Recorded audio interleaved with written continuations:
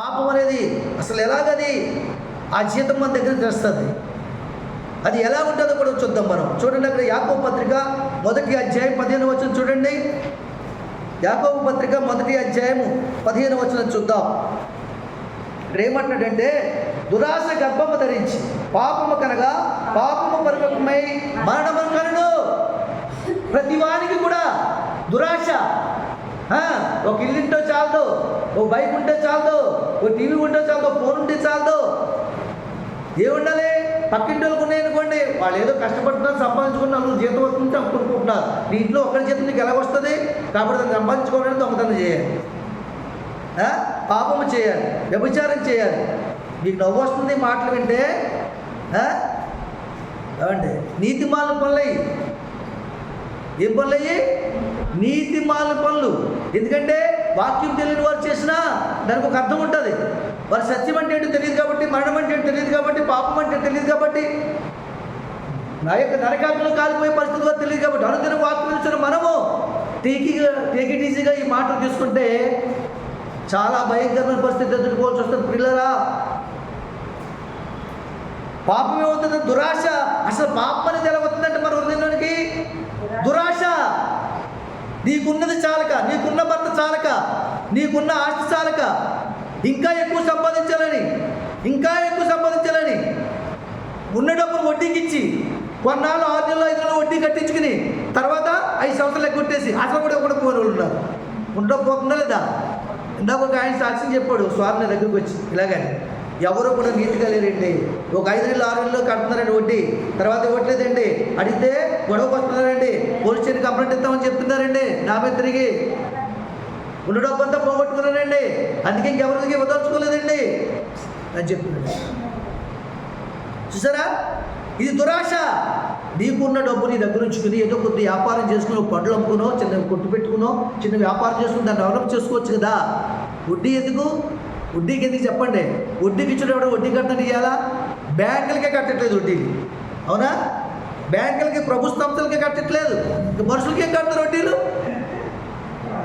ఒకసారి సీట్ తీసుకుంటే, రెండోసారి తీసుకుంటే, మూడోసారి కొట్టేయడమే. తిరిగి కొట్టడానికి వెళ్తున్నారు అడుగుతుంటే. దేవుని స్తోత్రం. చూసారా? దురాశ. మనకున్నది మనం చాలు అనుకుంటే మన జీవితం చాలా బాగుంటుంది. మన పరిధిలో మనం ఉండాలి. మన స్తోమత ఏంటి, మన బ్రతికేంటి, మన భర్త ఆదాయం ఏంటి, మనం వేస్తున్న డ్రెస్సులు ఏంటి, మనం కొంటున్న బంగారం ఏంటి, లవలెక్కలు ఏంటి, గోల్డ్ గారు ఏంటి, నగల ఏంటి, ఇవన్నీ అర్థం చేసుకోవాలి మనం. పిల్లలు, ఇది ఏముంది? దురాశ గర్భం ధరించి పాపం పరిపక్వమవుతుందంట. దురాశ గర్భం ధరించడం, దురాశ వచ్చి నీ హృదయంలో దూరుతుంది. అది గర్భంలో ఉంటుంది.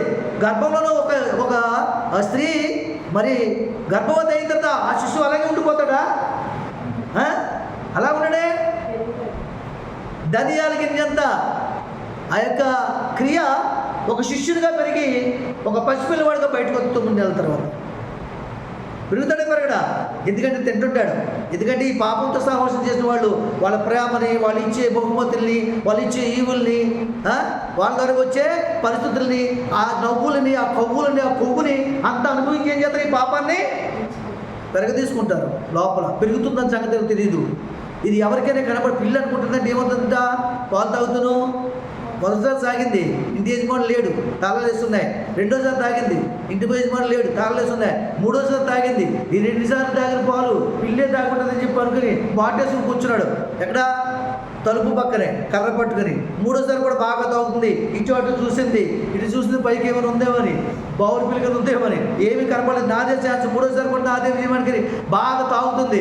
పక్కన ఉన్నవాడు ఏం చేసి యజమాని కర్ర తీసిన పేక మీద కొట్టాడు, చచ్చి ఊరుకుంది. దేవుని స్తోత్రం. హల్లెలూయా. కాబట్టి ప్రియమైన సోదరుడు సోదరి, పాపము దురాశ గర్భం ధరించి పరిపక్వమై పాపానికి అంటుంది. పాపము చేయమని ప్రేరేపిస్తుంది. చూడండి, దొంగతనంలో కూడా ఒక కొబ్బరికాయ తీసుకుని ఆకలేసింది, లేదా కడుపులో మంట వస్తుంది, అది కొట్టుకుని తాగాను, తిన్నాను అంటే ఎవరేమన్నారు. కానీ 5 కొబ్బరికాయలు తీసుకుని నాకు ఆకలేస్తుంది, సాయంత్రం ముందే బిర్యానీ తినాలి, అందుకని తీసుకున్నట్టు ఏం చేస్తాడు? ఆ కొబ్బరికాయలు తీసుకుని కొడతాడు. అవునుగా చెప్పండి. ప్రతిదానికి ఒక న్యాయం ఉంటుంది. చేసే తప్పులో కూడా ఒక న్యాయం కనపడాలి. అప్పుడు ఎదుగువారికి క్షమాపణ వస్తుంది. దేవుని స్తోత్రం. కాబట్టి ప్రియ సోదరు, ఆ దొంగతనంతో కూడా పెరిగి ఏమవుతుంది ఒకరోజు నీ సాక్ష్యాన్ని బయటపడదు.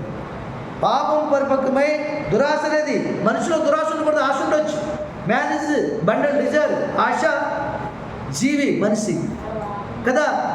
ఆశ ఉండొచ్చు, కానీ ఆశలు మోపుగా ఉండకూడదు. దురాశ అనేది అసలే ఉండకూడదు. మనది కానీ ఆశించకూడదు. పొరుగు వారి భార్యని కానీ, పొరుగు వారి సొత్తుని కానీ, దేన్ని కూడా ఆశించకూడదు. కాబట్టి నా ప్రియ సోదరి ఏమన్నాడు? దురాశ గర్భం ధరించి పాపము కనుక పాపం పరిపక్వమై మరణము కన్ను. ఏం కంటది అది? మరణానికి అంటది.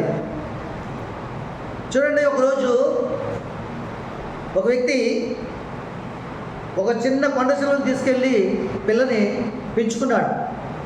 రోజు పెంచుతున్నాడు, అది పెరిగింది. దానికి ఒక డ్యాన్స్ నేర్పాడు. బుట్టలో పెట్టుకుని వెళ్ళేవాడు బజార్లో మంచి జనసమూహం దగ్గర ఆ బుట్టను పెట్టి ఏం చెప్పేవాడు? దానికి సరిగమ పదనిస అనేవాడు. అనగానే బుట్టలోంచి లేచి కొంతసేపు డ్యాన్స్ చేసి నాట్యమాడి అందరూ డబ్బులు ఇచ్చిన తర్వాత నిస అనగానే బుట్టలోకి వెళ్ళిపోయేది. సరిగమ పదనిస అంటే లేచి డ్యాన్స్ వేసేది. నిస అంటే ఆ డాన్స్ ప్రోగ్రామ్ అయిపోయిన వెంటనే ఆ బుట్టలో చేరిపోయేది. మళ్ళీ దాన్ని తీసుకొచ్చి పాలు పట్టి దానికి ఆహారం పెట్టి, దానికి ఆహారం ఉంటుందా ఉందా? ఏంటి చెప్పండి మీరు? గుడ్లు ఉందా, కొన్ని రకమైన నాన్ వెజెస్ పెడుతుంటాడు. అలా పెరుగుతుండగా ఒకరోజు అతనికి బాగోలేక బయటికి వెళ్తాడు. ఆహారం తీసుకెళ్ళక ఇతను కూడా ఆహారం తినకుండా 2-3 రోజులు ఉపవాసం ఉండిపోయిన తర్వాత డబ్బులు లేక మళ్ళీ బజార్కి వెళ్ళి ఒక ఆట వేస్తే దానికి మనకు ఆహారం వస్తుందని చెప్పేసి ఒక మంచి సెంటర్ తీసుకెళ్ళిన తర్వాత ఆ బుట్టని జనసమూహం అందరూ డబ్బు పట్టుకొని కూడుకున్నారు, వేల మంది. అక్కడ మళ్ళా అది ఉపయోగించాడు. సంగీతం ఏమండి? సరిగమ పదనిస అన్నాడు. అనగానే ఆ బుట్టలో చాకతుందమో మంచి కోర్సుగా మంచి పవర్గా వచ్చి కోర్సుకు వచ్చి ఏం చేసింది తెలుసా? ఏం చేసింది? వాడి నడుమును చుట్టింది. అప్పటికి చాలా పెద్దదైంది. ఆ సమయానికి చుట్టిన తర్వాత దాని తాలూకా పవర్ బలవంతం ఉపయోగించి ఏం చేసింది? ఎముకలు కొట్టి తల మీద కాటు వేసి అతను మింగడం మొదలుపెట్టి నిస అంటున్నాడు. ఇంకెక్కడ నిస? అదేమో సరిగమా అంటుంది. నిమింగేస్తానంట. నిస అంటున్నాడు. ఇంకెక్కడ నిస? నీకు అర్థమవుతుందా? పాపం కూడా నీకు మొదట్లో అలాగే ఉంటుంది. అది ఎదిగేటప్పుడు దానివల్ల వచ్చే ఆదాయాన్ని బట్టి, ఈవులను బట్టి బాగుంది నీ జీవితం, నీ లైఫ్ చాలా బాగుంది, నీ భర్త కంటే బాగా ప్రేమిస్తున్నాడు నీ ప్రియుడి కంటే గొప్పవాడు లేడు, యూ కెన్ గో ప్రొసీడ్, ఇది చాలా బాగుంది అనిపిస్తుంది. కానీ ఒక రోజు పట్టుబడినప్పుడు చాలా భయంకరంగా ఉంటుంది. ఆ రోజు అతను అనుకోలేదు తను పెంచిందే కాటేసి మింగుతుంది అని, తన ఎముకలు ఎరగొడుతుందని అనుకోలేదు అతను. కానీ దాని స్వభావం ఏంటి తెలుసా? దానికి కనుక బాధ కలిగిస్తే దాన్ని పెంచిన వాడిని కూడా కాటేసి మింగుతుంది, అతని ఎముకలు ఎరగొడుతుంది. ఎందుకంటే అది మనుషుని మింగి బ్రతికేది. అది అలాంటి దాన్ని తీసుకొచ్చి పెంచుకున్నాడు. మానవులందరూ కూడా ఏం చెప్తారు? పాడైపోయినట్టు వాటిలే జీవితంలో బాధ గురిచేసి వాటిలే వెంబడిస్తారు తప్ప మంచి మాటలు ఎవరు వింటలేదు. మంచి వాళ్ళతో అసలు ఏం చేయట్లేదు. గద్దించి వారి మీద పగబడుతున్నారు. మంచి చెప్తే వీడు సోదరులు లేకపోవాలరా బాబు అనుకుంటున్నారు. దేవుడేం మాట్లాడుతున్నారు అనుకోవట్లేదు. మనుషులు వారి ఉద్దేశంతో మాట్లాడుతున్నారు. ఇలాంటి వారందరూ కూడా మరణానికి పోతున్నారు. దేవునికి మహిమ కలుగును గాక. హల్లెలూయా. ఆ పాపము భారం ఎలా ఉంటుందో ఇప్పుడు మనకు తెలియదు కదా. ఆ పాపం భారం ఎలా ఉంటుందో మనకు తెలియదు. ఎప్పుడు తెలుస్తుందంటే నరకాగ్నికి వెళ్ళినప్పుడు, మన ఆత్మ కాలుతున్నప్పుడు. ఇక దూరండి, ఆ యాతన భరించలేక, ఆ యొక్క బాధ భరించలేక, అప్పుడు ఆ బాధ మనకి అర్థమవుతుంది. ఒక వ్యక్తి అన్నాడు కదా, ధనవంతుడు ఏమన్నాడు? అయ్యో నేను ఎంత బాధపడుతున్నాను, ఎంత కృంగిపోతున్నాను, ఈ బాధ నుంచి తప్పు వచ్చి వారు ఎవరు కూడా లేరు. ఇదిగో ఆ యొక్క నా ఇంటి ముందు రొట్టె ముక్కలు ఎదుగుతున్నాయి, ఆ యొక్క పేదవాళ్ళు ఒకసారి రమ్మని పిలవండి అని చెప్పేసి అడుగుతాడు.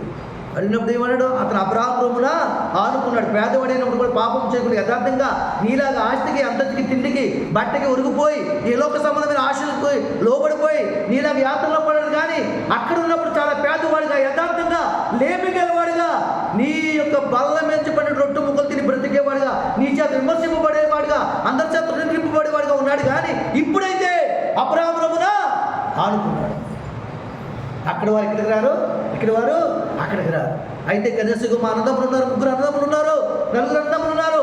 వారు కూడా ఇటువంటి పరిస్థితులు ఉన్నారు. వారు కూడా ఇటువంటి యాత్ర రాకుండా, ఇటువంటి పరిస్థితి రాకుండా ఇదిగో ఆ అబ్రహాము రొమ్మున ఆనుకున్నాడు. అతన్ని వెళ్ళి కనీసం మా అన్నదమ్ములకైనా బోధ చేయమని చెప్పి ఈ పరిస్థితికి ఇలా ఉందని అని అడుగుతాడు.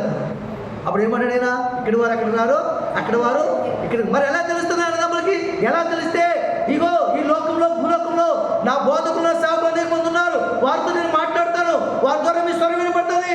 ఆ స్వరమునికి ఎవరైతే లోపడతాడో వాడు పరలోక రాజ్యానికి వారసుడు అవుతాడు. లేక గర్వంతో, అహంకారంతో, వ్యసనంతో, పాపంతో సహవాసం చేసి వాడు ఇష్టాన్ని వాడు జీవించిన వాడు నీ వల్లే నరకానికి పాత్రుడు అవుతాడు, యాత్ర అనిపిస్తుందని చెప్పాడు. దేవునికి మహిమ కలుగును గాక. కాబట్టి పిల్లరా, దేవుని సమాజంలో సంఘమా, ఇప్పుడు ఈ క్రైస్తవ సమాజంలో, సంఘముల్లో దేవుని పరిశుద్ధాత్మ ద్వారా, దోషం ద్వారా మాట్లాడుతున్నప్పుడు ఆ మాటను మీరు ఆలకిస్తే మీరు బ్రతుకుతారు. మీరు ఆయన మాట అంగీకరించిన మీకెంత మేలు. హల్లెలూయా, ఆమేన్.